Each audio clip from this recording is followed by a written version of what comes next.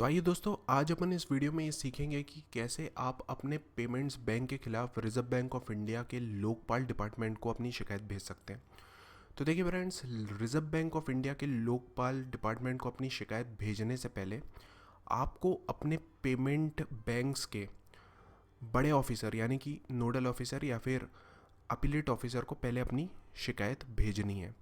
और उसके बाद जब आपका काम नहीं होता है या फिर जो भी उनने एक्शन लिया है इन बड़े ऑफिसर्स ने, उससे आप संतुष्ट नहीं है, तो उस केस में आपको रिजर्व बैंक ऑफ इंडिया के लोकपाल के पास अपनी शिकायत भेजनी है। तो फ्रेंड्स, जिस भी पेमेंट बैंक्स का नाम आप इस वीडियो के टाइटल में देख रहे हैं, उसके जो बड़े ऑफिसर्स की लिस्ट है या जहाँ पर पूरी डिटेल्स दी हुई हैं, उस वेब पेज का लिंक मैंने इस वीडियो के डिस्क्रिप्शन पे डाल दिया है। तो आप इस वीडियो का डिस्क्रिप्शन ज़रूर चेक कर लीजिए।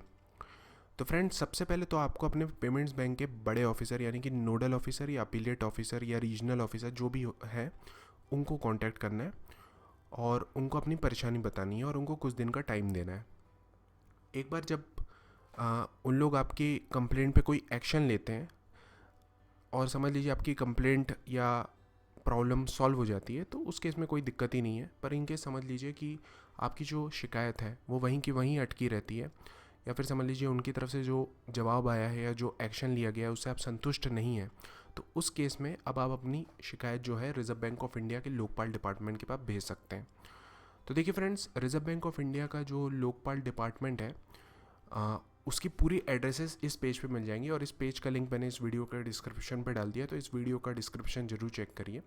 तो जैसे समझ लीजिए फ्रेंड्स, मैं अभी मध्य प्रदेश में रह रहा हूँ और मेरा जो पेमेंट्स बैंक है वो भी समझ लीजिए एमपी में ही है। तो उस केस में मुझे जिस आरबीआई के ऑफिस को कांटेक्ट करना है वो होगा भोपाल का ऑफिस।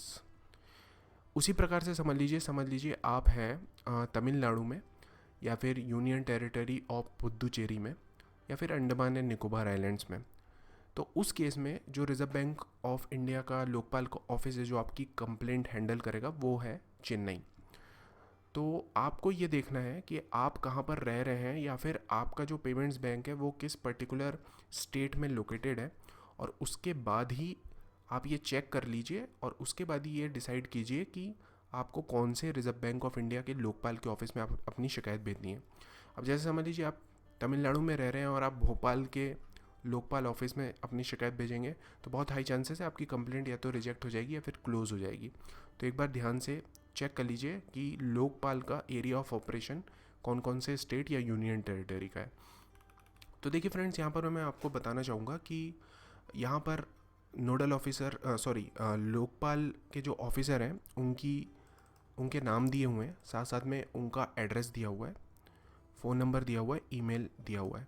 तो फ्रेंड्स, आप चाहें तो स्पीड पोस्ट या रजिस्टर्ड पोस्ट यूज़ करके अपनी शिकायत इनके पास भेज सकते हैं, और या फिर आप चाहें तो ये ईमेल का भी यूज़ कर सकते हैं।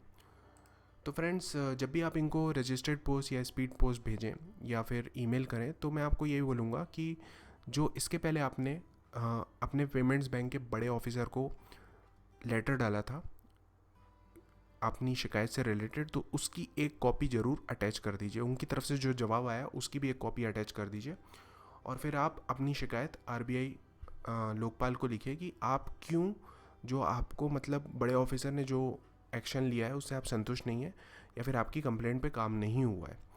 तो तब आप शिकायत भेजिए। बस इस बात का ध्यान रखिए कि आपको एक कॉपी ज़रूर अटैच कर देनी है पिछली शिकायत की लोकपाल के पास। अब देखिए फ्रेंड्स, आप चाहें तो रजिस्टर्ड पोस्ट, स्पीड पोस्ट कर सकते हैं, ईमेल कर सकते हैं, और साथ साथ में एक और फैसिलिटी अब आरबीआई दे रहा है, वो आप ये है कि ऑनलाइन पोर्टल में आप रजिस्टर कर सकते हैं। तो देखिए यहाँ पर लिखा है click here to launch complaint. इस पर आप जैसे ही क्लिक करेंगे तो इस टाइप का कुछ पेज आपकी स्क्रीन पे दिखेगा। तो यहाँ पर फाइल अ कंप्लेंट लिखा हुआ है। तो फाइल अ कंप्लेंट पे जैसे ही आप क्लिक करेंगे, अगले पेज पे आपको जो भी जानकारी पूछी जा रही है उसको आप सही सही तरीके से भर दीजिए। साथ साथ में कोई डॉक्यूमेंट्स अगर आपको अटैच करना है अपनी कंप्लेंट से रिलेटेड, जैसे जो पहले आपने पेमेंट्स बैंक के नोडल ऑफिसर को या अपीलेट ऑफिसर को जो कंप्लेंट लेटर भेजा था या उनकी तरफ से क्या रिस्पॉन्स आया, या फिर कुछ भी अपनी कंप्लेंट से रिलेटेड आपको कोई एडिशनल पीडीएफ फाइल या फ़ोटो कुछ भी अटैच करनी है, तो आप अटैच करिए और पूरे फॉर्म को अच्छी तरह से भर के अपनी शिकायत को लिख कर आरबीआई के पास भेज दीजिए।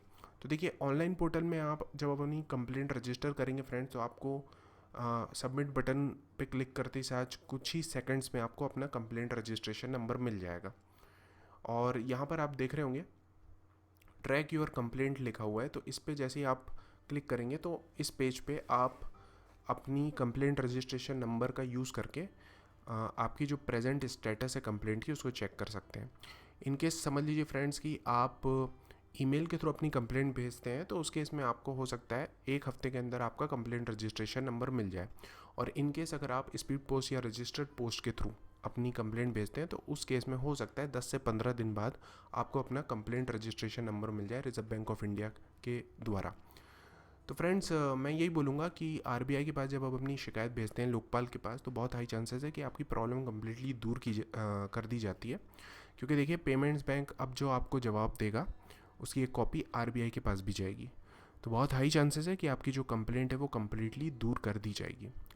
और इन केस इन फ्यूचर अगर आपको पेमेंट्स बैंक को कोई भी जवाब देना रहता है, तो एक बात का आप ये ज़रूर ध्यान रखिए कि उसकी एक कॉपी आरबीआई के पास ज़रूर भेजिए।